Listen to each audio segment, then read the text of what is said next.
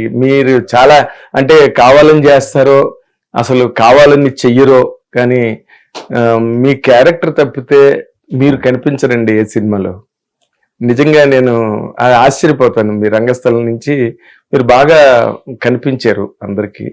ఆ రోజు నుంచి చూస్తుంటే ఒక క్యారెక్టరే కనిపిస్తుంటుంది అక్కడ. అంటే దీనికి మీరు చేసే ఒక స్పెషల్ ఎక్సర్సైజ్ ఏమైనా ఉంటుందండి? అంటే సహజ సిద్ధంగానే ఏం లేదు అసలు దానికి. అంటే నేను ఇంతకుముందు కమ్యూనిస్ట్ పార్టీలో మా కుటుంబం కూడా కమ్యూనిస్ట్ పార్టీ కుటుంబం. ఓకే. బాగా జనంతో సంబంధాలు ఉండేవి, జనబాహుళ్యంలో బాగా తిరిగేవాడిని. సరే దాని తర్వాత దానికి ముందుగా కుర్రోడుగా గాలోడు గీలుడు అనేవాళ్ళు నన్ను అసలు పనికి మాలినోడు, పని పాట లేనోడు, నాటకాలు అటు ఇటు తిరుగుతుంటాడు. కానీ నాకు జనంతో ఉండటం బాగా ఇష్టం. దాంతో రకరకాల క్యారెక్టర్లు, రకరకాల మనుషులు, ప్రవర్తనలు ఇవన్నీ తెలుస్తుంటాయి గ్రామాల్లో తిరిగినప్పుడు కానీ ఇవన్నీ కూడా.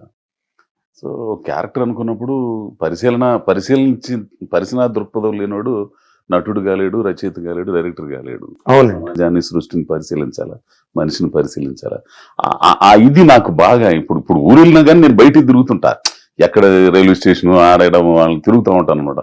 వాళ్ళతో జనంతో మాట్లాడే రకరకాల మనుషుల తత్వాలు తెలుస్తుంటాయి.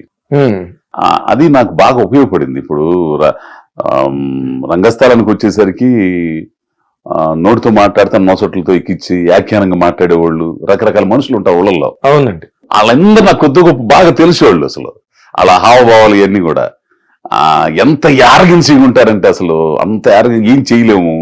అవకాశం వస్తే తగలి పెడదామని అన్నంత కోపం ఉంటుంది వాళ్ళ మీద, వాళ్ళు మాట్లాడే మాటలు. ఓకే. అట్లాంటి శేషనాయుడు వాడు అందులో సొసైటీ ప్రెసిడెంట్. ఆ క్యారెక్టర్ అట్లాంటి క్యారెక్టర్లు అంటే నాకు బాగా తెలుసు కాబట్టి నేను దాంట్లో అల్లుకుపోగలుగుతాను నేను. అదేలేండి, మీరు చెప్పిన మాట కరెక్ట్. నటుడికి, రచయితకి, దర్శకుడికి సామాజిక పరిశీలన చాలా ఉంటాయి. అవునయ్యా.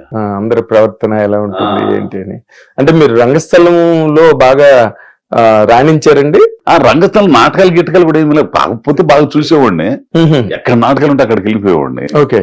ప్లస్ ఏంటంటే ఈ సాంస్కృతిక దళాల్లో వాటిలో పనిచేసేటప్పుడు కమ్యూనిస్ట్ పార్టీలో బాగా నాతో వాయిస్ ఉండేది కాబట్టి బాగా వాళ్ళందరితో ఇదయ్యేవాడిని.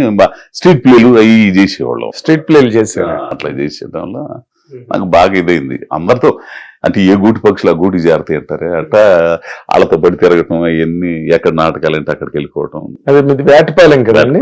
ఓకే. మీరు మామూలుగా కాలేజ్ డేస్ గట్రా చదువుకున్నారా? మీరు చదువుకున్నాను కానీ దాంట్లో ఇప్పుడు 6వ తరగతిలోనే బొడ్డి వెంకట సుబ్బారావు అని మా ఊర్లో ఆయన ఇడ్లీ తినప్ప దుడ్డు గుడ్డప్ప అని ఒక ఏకపాత్ర ఇచ్చాడు.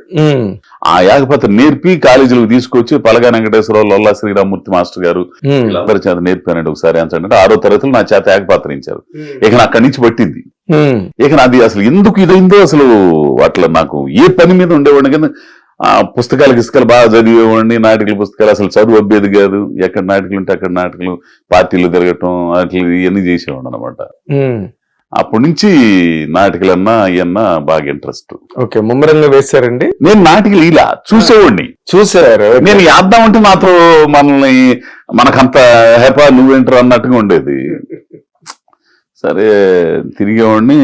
కాకపోతే ఏంటంటే కమర్షియల్ నాటకాలు అవి పార్టీలో ఉన్నప్పుడు మీరైతే ఏం చేస్తారు? అల్లూరి సీతారామరాజు, ఎవరి చేజంచు, దివాకర్ బాబు గారు, ఇట్లాంటి కొంచెం అంటే జనానికి ఉపయోగపడే నాటికలు ఉంటాయి కొన్ని. అదే కొంచెం అభ్యుదయ భావాలు గల నాటికలు, రాజీనామా ఒకటి ఉండేది. అవన్నీ చేసేవాళ్ళు, దాంట్లో వేసేవాడు అనమాట. అట్లా అంతే తప్పితే మీరు పరిషత్తులకి వెళ్ళి పోటీలకి వెళ్ళాను. కానీ పరిషత్తులకి వెళ్ళేవాడిని చూడడానికి వెళ్ళేవాడిని. ఒక్కొక్కరిని వాళ్ళని చూస్తుంటే అసలు ఏ ఉండేవాళ్ళు అండి అసలు. అయితే నాకు పడమట గాలి మన వారిది, అవునండి పడమట గాలి, దాంట్లో మాయోడు అండి రజతమూర్తి గారు. ఆ మాయోడు క్యారెక్టర్ మేము చీరాల్లో ప్రదర్శన పెడితే మేము ఊర్లో ఆడో ఉన్నాం.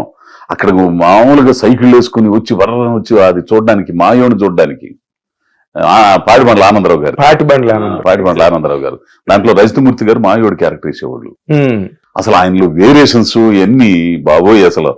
అట్లా నాకు బాగా పరిషత్తుల నాటికలకి మన గోపరాజు రమణ గారు అసలు ఆయనైతే నేనంటే భలే ఇష్టం ఆయనకి, రమణ గారికి. ఆ చీరాల పరిసరాలు ఎక్కడన్నా జరుగుతుంటే చెప్పించేవాడు విజయ్ చేత. ఫోన్ చేసి అన్నాడు, నాన్న అడుగుతున్నాడు ఇక్కడికి వస్తున్నాం మేము అని అనేవాడు. ఏంది అక్కడ పరిషత్తుల్లో వెళ్ళి చూసేవాడిని అసలు అట్లా. అంటే చూడడమే ఎక్కువ అన్నమాట. పరిశీలన అక్కడ కూడా. చూడటం, మనమైతే ఈ క్యారెక్టర్ ఎట్లా చేయగలం అని అనుకోవటం ఇవన్నీ చేసేవాడిని. ఓకే. బట్ అంటే మీ ఊర్లో ఉన్నంత కాలం మీకు ఇంకో వ్యాపకం లేదు, ఇంకో ఉద్యోగం లేదు, ఏం లేదు. ఏం లేదు. ఏదైనా ఖాళీ టైంలో పనులకి వెళ్ళటం, ఏదైనా వెళ్ళటం, ఆ పని కూడా ఎగ్గొట్టడం, ఇదంటే ప్రాణం అసలు. అది బాగా డబ్బులు ఉన్న వాళ్ళు అనమాట. మరి ఏ పని చేయకుండా ఊళ్ళోని ఇష్టానికి తిరగడం అంటే. పేద కుటుంబం అండి, చాలా చాలా పేద కుటుంబం, కూలి చేసుకునే కుటుంబం. మా నాన్న బాగా కూలి చేసే ఇది చేశాడు, అందరిని బతికిచ్చాడు.